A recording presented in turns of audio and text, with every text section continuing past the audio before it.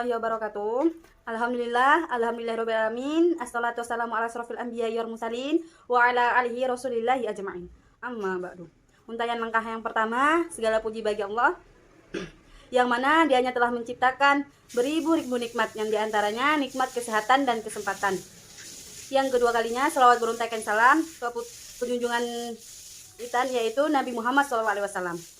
Baik, saya tidak akan memperpanjangkan mukadimah. Saya akan langsung saja ke materi kami, yaitu tentang kehitanan wanita, yang kelompoknya berasal dari yang pertama Ilvanisa, yang kedua saya sendiri yaitu Dina Susari. Baik, nah di sini saya akan menjelaskan tentang pengertian kehitanan wanita, yang mana istilah kehitanan itu berasal dari bahasa Arab, yaitu pecahan kata istiqo, pecahan kata dari kehitanan. Secara etimologi berasal dari memotong. Jadi jika seseorang mengatakan katha al-sya'ah, artinya ialah memotong sesuatu. Jadi bagian yang dipotong dari kemaluan laki-laki dan perempuan, tetapi adalah yang mengatakan bahwa al-khatan digunakan untuk anak laki-laki, sedangkan untuk anak perempuan digunakan kata al-kifat. Untuk memotong, istilah adalah memotong sebagian anggota tertentu. Dalam syariat Islam, khitan itu merupakan suatu ajaran yang dibawa oleh Nabi Muhammad SAW, sebagaimana yang telah dianjurkan dan diajarkan oleh Nabi Ibrahim AS. Disebutkan dalam sebuah hadis yang mana sebagaimana artinya, yaitu Nabi Ibrahim berkhitan setelah mencapai usia 80 tahun melalui perintah Allah. Dan Nabi Ibrahim dikadum, itu diriwayatkan oleh Abu Khori dan Muslim. Kata al-kadum adalah alat tukang kayu menurut Ibnu Hajar. Mengatakan yang dimaksud dalam hadis di atas adalah alat yang digunakan untuk khitan atau kapa dalam sebagian riwayat sirah Nabi Muhammad SAW. Dalam pemikiran Syekh Yusuf Qaradawi mendapatkan pendapat yang dianggap baik dan paling dapat diterima oleh logika, syara, dan lebih realistis. Hukum bagi perempuan adalah dilakukan khitan ringan saja, sebagaimana terdapat dalam salah satu hadis yang artinya bahwa Nabi SAW pernah berkata kepada seorang wanita juru khitan, anak perempuan yang bisa dipanggil Ummu Atiyah, lakukanlah khitan dan jangan berlebihan. Potonglah sedikit dengan ringan, karena kalau hanya memotong sedikit, tidak berlebihan, dapat menjadikan wajah lebih cerah dan disukai suami. Banyak pendapat menurut pendapat para mazhab atau para ulama yang saya akan sampaikan itu pertama menurut Imam Nawawi. Nah, usia untuk berkhitan tidak ditentukan secara khusus dan tegas oleh syarak, tapi dianjurkan mengerjakan khitan itu selekas mungkin, bahkan sebaiknya hari ke-7 sesudah lahir. Sedangkan menurut mazhab Hambali, hukum khitan wajib dan atas laki-laki dan makrumah kemaluan bagi perempuan, sehingga tidak wajib atas mereka. Apabila seorang yang telah dewasa masuk Islam kemudian dia takut jika dikhitan maka membahayakan kesehatan dan jiwa, maka ia akan terlepas dari kewajiban di khitan tersebut. Sedangkan menurut jumhur ulama mengatakan bahwa khitan laki-laki hukumnya wajib, sedangkan perempuan hukumnya makruh atau diperbolehkan, yang tujuannya untuk memuliakan perempuan. Dapat yang pro dengan khitan anak perempuan sepakat mengatakan bahwa khitan anak perempuan tidak diperbolehkan dan merupakan bagian dari ajaran Islam. Maka berbeda pendapat hanya dapat menentukan hukumnya wajib, jadi sunnah atau makruh. Sedangkan pendapat yang kontra mengatakan bahwa khitan anak perempuan itu hanya tradisi. Nah, jadi sini yang bagian kedua, yaitu saya akan menjelaskan tentang status hukum khitan perempuan.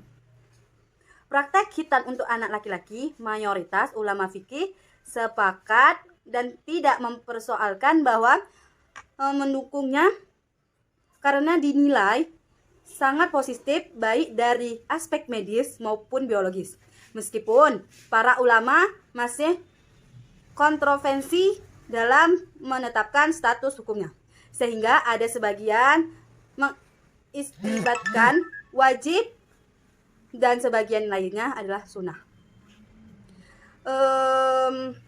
Sebagaimana diketahui bahwa praktek khitan perempuan adalah dengan memotong ujung klitoris yang sebagaimana sangat tinggi terhadap gesekan dan rangsangan yang akan membawa kenikmatan orgasme.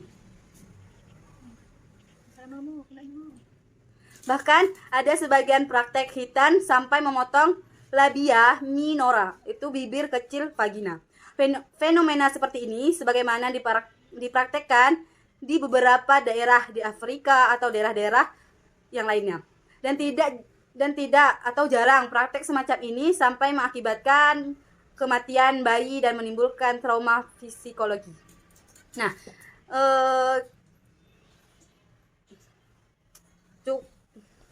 Muhammad Ali Al-Bar di dalam kitabnya Al-Khitan Dar Al-Manar berkata, khitan perempuan menghilangkan nafsu dan libido perempuan yang tinggi. Dengan demikian, isi perempuan lebih iffah dan mencegah besarnya kuman yang berkumpul di bawah kulit klitoris.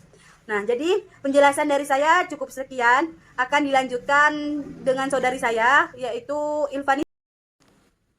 Assalamualaikum warahmatullahi wabarakatuh. Perkenalkan, nama saya Eltenisa, NIM saya 1911110028. Jadi di sini saya sebagai kelompok 8 makalah fikih kontemporer yang berjudul Khitanan Wanita, dan akan melanjutkan materi dari saudari Dina Susari. Materi yang ke-C yaitu dasar legalitas khitan. Islam sebagai agama yang fitrah tentu sangat menjunjung tinggi nilai-nilai fitrah. Oleh karena itu, Islam sangat mengedepankan keluhuran budi, kesucian, dan kebersihan serta menyempurnakan segala aspek kehidupan. Indikasi seperti itu terlihat jelas dalam firman Allah Subhanahu wa taala dalam Quran surat Al-Baqarah ayat 222 yang artinya sesungguhnya Allah menyukai orang-orang yang bertaubat dan menyukai orang-orang yang mensucikan dirinya. Dan ada juga firman-Nya dalam Quran surat Al-A'raf ayat 31 yang artinya, hai anak Adam, pakailah pakaianmu setiap hendak memasuki masjid. Dan termasuk dalam kategori sunnah fitrah adalah berkhitan. Dan menurut sebagian ulama bahwa sunnah-sunnah fitrah itu ke dalam 5 hal, yaitu sebagaimana yang disebutkan dalam sebuah hadis Nabi SAW, riwayat Abu Hurairah radhiyallahu anhu, bahwa Nabi SAW bersabda, 5 perkara termasuk fitrah, yaitu mencukur rambut, kemaluan, khitan, mencukur kumis, dan mencabut bulu ketiak, dan menggunting atau memotong kuku. Banyak hadis-hadis yang dijadikan dasar untuk melegalkan praktik khitan. Antara lain hadis-hadis riwayat Abu Hurairah radhiyallahu anhu. Beliau berkata, Rasulullah SAW bersabda, khitan adalah sunnah bagi laki-laki dan merupakan suatu kemuliaan bagi perempuan. Hadis ini diriwayatkan oleh Ahmad dan Al-Baihaqi. Dan Ibnu Abbas juga meriwayatkan bahwa Rasulullah SAW menghitan Al-Firasan dan Al-Husain pada hari ke-7 dan dari kelahirannya. Dan Abu Hurairah radhiyallahu anhu juga meriwayatkan hadis bahwa Nabi SAW bersabda, barang siapa masuk Islam maka hendaknya berkhitan. Bahkan Ummi Atiyah radhiyallahu anhu berkata bahwa ada seseorang perempuan yang berprofesi sebagai juru khitan para wanita di Madinah. Rasulullah SAW bersabda kepadanya, janganlah kau sayap berlebihan, karena hal itu adalah merupakan bagian dari kenikmatan perempuan dan kecintaan suami. Dalam suatu riwayat lain disebutkan bahwa beliau bersabda, sayaplah sedikit saja, jangan berlebihan, karena hal itu akan mencerahkan wajah dan bagian kenikmatan suami. Hadis ini diriwayatkan oleh Abu Daud.